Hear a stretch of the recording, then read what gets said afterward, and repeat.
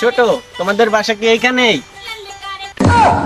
তুই ছোট বাসা কে তোর লাগা সাওয়াল আমি বাবার বাড়ি থেকে কেবল টিয়া দিয়ে আইলাম।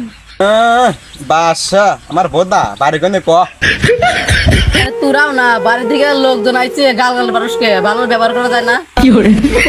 ও ভাই, সো সরি, আমি নতুন ঢাকা থেকে এসেছি তো কিছু বুঝতে পারছি না।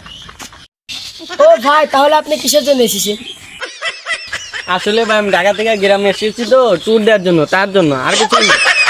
এই তুই এত কসর মসর করিস কে? তোর পেটে কি গুদো কেমনি আছে নাকি? বাবা হলে কথা কও, তুই এইভাবে করিস কে? আরে তোরাও না ভাই, আপনি ঢাকায় কোথায় কাজ করেন?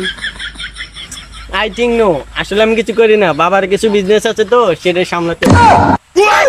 আচ্ছা ভাই, আপনার বাপের কিসের বিজনেস?